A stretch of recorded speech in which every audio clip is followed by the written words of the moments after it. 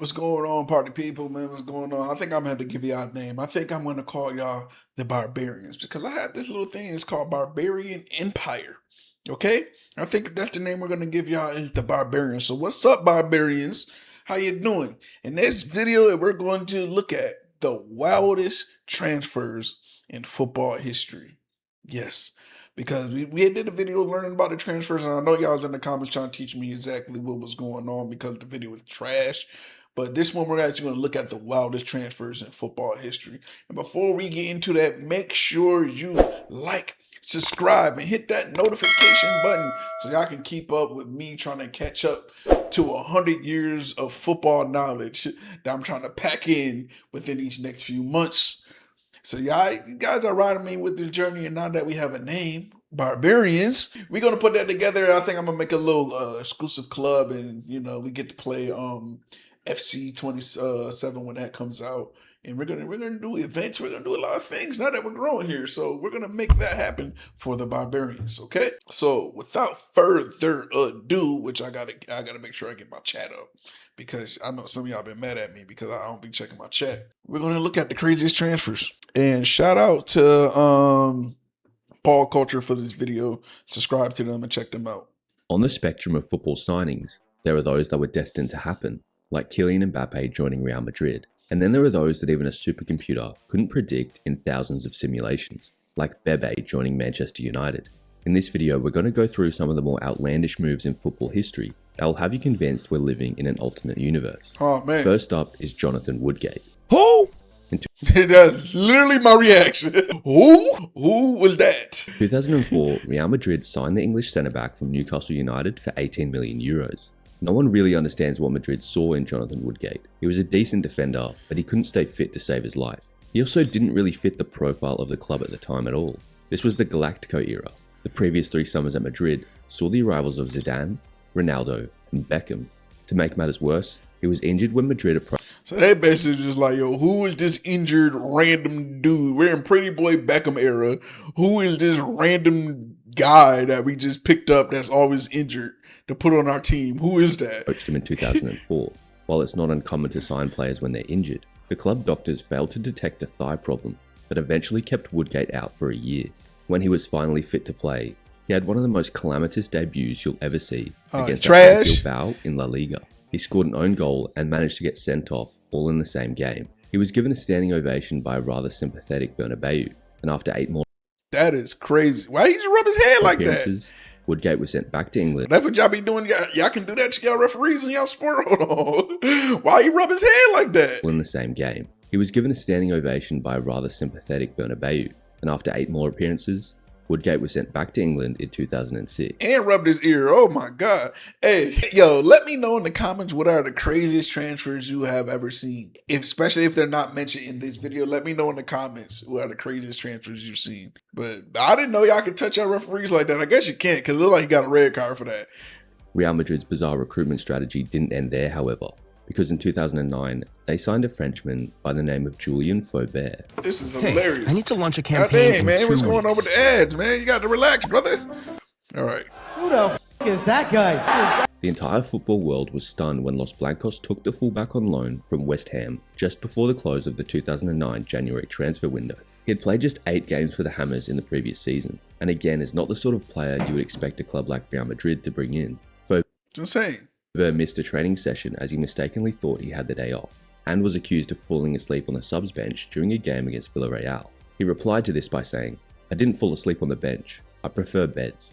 There was never any real danger of Faubert joining Los Blancos permanently, as he made just 2 appearances and eventually returned to West Ham. So this dude, they picked him up, he didn't even want to play, he was just lazy as hell. Like, just, how much money did they lose on him? A club that found themselves in another unexpected transfer saga a few years prior. In the summer of 2006, Carlos Tevez and Javier Mascherano screen just went black. Were 2 of the most in-demand players in world football, having helped Corinth. You can imagine the... To be honest, I don't care. I'm so pleased that they're here. So pleased we have 2 world-class players. We just had to skip up because we don't know what was going on. Screen went black. The club's statement failed to elaborate on much either. The pair have been signed for an undisclosed fee and put pen to paper on permanent contracts with the club this afternoon. Oh, so they don't have to disclose the fees every single time they do a transfer? is what they're saying. So every time they do it, because usually you always see the ESPN ticker, hey, so and so just signed for 3 years, $100 million or whatever of that nature. So they don't have to actually do that. They didn't know that. They could just say, hey, well, this dude, they don't even matter here. We just signed them. So that means that they paid probably well more than they should have paid for these people if it was an undisclosed fee. All other aspects of the transfers will remain confidential and undisclosed. This immediately raised plenty of eyebrows. At that point, West Ham's record signing was Dean Ashton for less than £10 million. The cost of both Tevez and Mascherano would surely be much higher than that, and many wondered how on earth West Ham had raised the funds, with reports suggesting that third parties had been involved in the transfer. But somehow, both players were ultimately cleared to play for the London outfit. In time, it was discovered that both players were owned by third parties. All deals involving third-party ownership in the Premier League are strictly forbidden. So West Ham. So what does that mean? Third-party ownership? Like, what does that mean that they had third-party ownership? Like, that means somebody else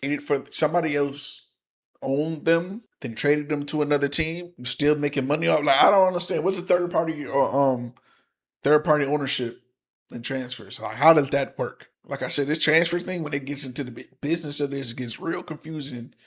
Because it's not structured how we have it here in America. I didn't even know you could do third-party ownership. That's like me owning a player and then trading him to somewhere else. Should not have been allowed to complete the transfers. The club were fined £5.5 million, but were still somehow allowed to continue fielding their star duo. And on the final day of the season, Tevez scored the goal that saw the club avoid relegation. Although I have assurances, and I made sure of that. So that was worth it. That trade was worth it. Just to make you aware, that for a year, let's enjoy them. Let's enjoy their quality, and let's see where it takes us. In a wholly unsurprising development though, both Tevez and Mascherano left Upton Park that summer, with the forward moving to Manchester United and the midfielder joining Liverpool. Onto another shady deal, we have Saadi Gaddafi, joining Perugia on a free transfer.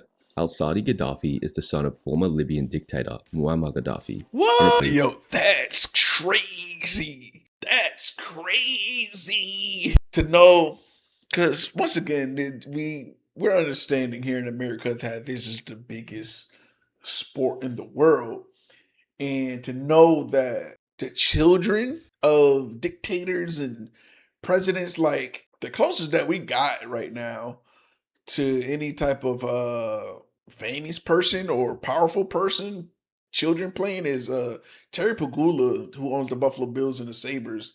His daughter is like a big tennis star. She plays tennis. She's very good. That's like the closest thing that we got. But Muammar Gaddafi's son, that is crazy to be a soccer star to the point that he's part of a free transfers. That is wild. I wonder who else children. Let me know in the comments who else children of stature like that played this sport at a very high level. That's insane. The Italian Prime Minister electoral candidate and AC Milan owner, Silvio Berlusconi, persuaded the then Perugia president.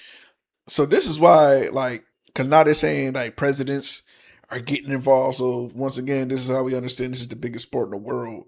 And why it's, like, politically, like, why this space holds so much weight, because children are involved of these, like, world leaders, and world leaders are involved because we know this sports can take a small country out of poverty. If a World Cup comes to your country and you're living in poverty, the World Cup would literally take you out of poverty. It will balance the books for you. So we know these meetings between these teams and these world leaders also has some type of political drive to it, because they also had some type of political relationship for this type of stuff to go down. Because I'm pretty sure if people are looking at Muammar Gaddafi as a dictator and they're like, oh, we don't want to do him, well, we don't want him to play in Europe, we don't want to play him. So I kind of see that with him playing with the Italian team, that makes sense because of NATO and the European Union and what they may think of them, or what the United States may think of them having his son play, and also the dangers of that. That's very intricate sport. Very intricate. The infamous Luciano Gauci, that signing the son of Colonel Gaddafi would be good for the country's relationship with Libya. See? Saadi spent his time playing exclusively in his hometown, and before even making an appearance for Perugia, he tested positive for the anabolic steroid nandrolone. Even with the help of performance-enhancing drugs, Saadi was still considered by everyone as a lousy footballer. They be juicing in the sport. People getting caught. They got anti-doping in this. Yo, I am flustered. Yo, this is crazy. That being the case, he managed just 69 minutes of professional football with Perugia and later Udinese. Another man who gave us an unexpected transfer thanks to both Perugia and his father is Gennaro Gattuso. It's not every day that an Italian moves to Scotland, but that is what Gattuso did in the late 90s when Perugia opted to sell him to Rangers. Retelling the story of his transfer, Gattuso said, "One day, my father comes and tells me that a representative of Glasgow Rangers has come to town and has offered a contract to me. I did not want to leave and I told this to my father. He told me that the money they were offering was so much, he could not even write down the total figure. He told me it was 4 times his total earnings in his lifetime. When I still said no, he said he would punch me if I did not accept it. So I signed for Rangers." Yeah, you better do that. Okay, like I said in the last video, right? About fathers. Sometimes you gotta make that executive decision for your child because they don't be knowing no better. No, I don't want to do this. Boy, if you don't go do that, because this is going to help you. This is going to help us. This is going to help you again, but it's going to help us in totality. Sometimes the fathers, you have to come in and make an executive decision for the betterment of the family. So his father was not wrong. He said, boy, making 4 times more than my lifetime earnings, and I'm somebody. Boy, you better go ahead and go play for them. I'm gonna have to whoop you out. So that's what he did. His father ain't tell him nothing wrong. You ain't tell him nothing wrong. It didn't take long for the Scottish food and the Scottish weather to impact his psyche. I went to Glasgow and I didn't know anyone and didn't have 2 words of English. But after 2 weeks, I looked more Scottish than a Scottish player. That's it. I trained That's 3 all. or 4 times a day. I'd go to the Adaptation. gym for hours. I built myself up with this mentality. I knew I didn't have a great technique, but I prepared myself to mentally kill my opponent. Another man who traded Italy for somewhere much colder was Samuel Eto'o. Eto'o will most definitely go down as one of the greatest strikers to play his trade out of Africa. He was integral to both Barcelona and Inter's Champions League winning teams. With a career as decorated as his, you'd expect nothing less than the biggest teams vying to get his signature. I mean, he'd just come off a season scoring 37 goals for Inter Milan, and he was just entering his 30s. But he wasn't a young man looking to build his character. He was a world-class player looking to cash in. So when a rather unknown Russian team came into the picture, offering to make Eto'o the highest paid footballer on the planet at the time, he was all in. The Cameroonian would be taking his talents to the Russian Republic of Dagestan to join Anzhi Makachkala, the home of some of the UFC. Hey, like we saw, they basically gave Ronaldo $1 billion to come over there in Saudi Arabia. So we know that was considered a crazy trade or a crazy transfer to everybody. Like, why would he go play for the Saudis? And then people were so mad and jealous that they had the money. They started saying, oh, that's blood money. Like, all money is blood money when it comes from another country. The only way we got our resources and riches from every single country was through war. War and pillage in other countries. That's literally how you get it. With the business goes bad, that's how wars happen. It's because you did bad business deal. Like, hey, you guys got oil, but we want this oil for this price. And they're like, no, we don't got the oil for this price. You know what? We're gonna come and take it for free. Then if that's the case, and leave carnage and Armageddon and apocalyptic scenery throughout your whole city and your countries until we get it for that. So all money when it comes from countries is blood money, dog. So when you get American dollars, it comes off the backs of American slavery for sure. Free labor to build up one of the biggest, craziest economies ever at the speed that it has done in under 250 years. So all money is blood money. So when they took that, all these people you see, even when it comes to live golf, or what you see with people playing in Saudi Arabia, and they're taking this money, this oil money, this Ramco money, all of that. Dog, it's all blood money. Doesn't matter. Okay? What's the difference between taking Saudi blood oil money, or African blood diamond money, or American slavery dollars? What's the difference? Okay? So y'all got to relax here. Oh, it's taking dictator money from Russia. What? That doesn't matter. None of it matters. That's where all the source of money comes from. These greatest fighters now had one of the world's greatest footballers. But Eto'o didn't even live in Dagestan.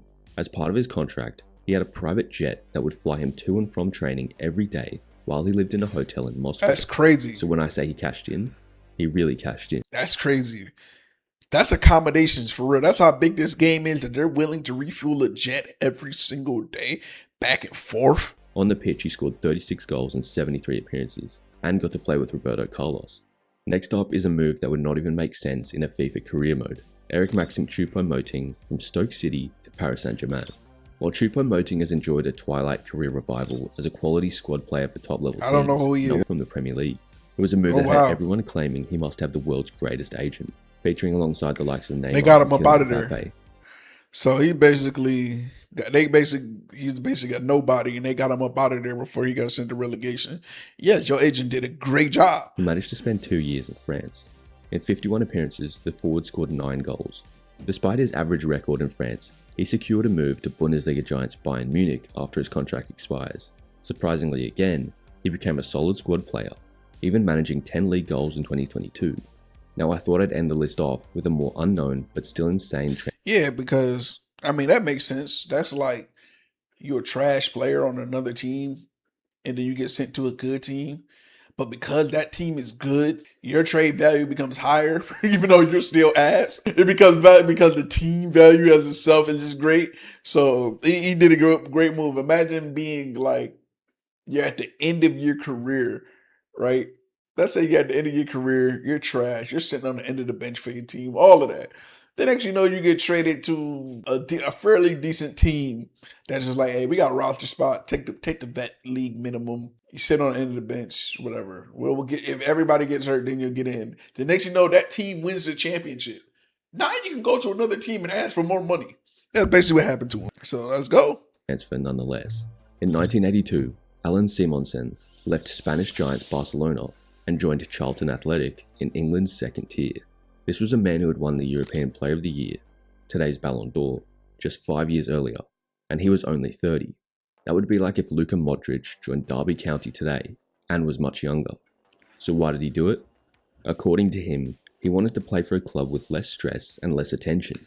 It wasn't a financial move or a career growth move. Oh, he It ain't was want to be simply a big. move for his peace of mind, which has to be respected. And that is the end of the list. He didn't want to be, okay. I guess these are more, I guess these trades are more older, you would say. Are more older or club defining. So any more recent trades you want me to see, man? I guess we're going to make this into a series. So let me know in the comments, who should I look at for another crazy transfer? Man, I'll catch y'all on the next one. Y'all be easy. Make sure you like and subscribe, okay?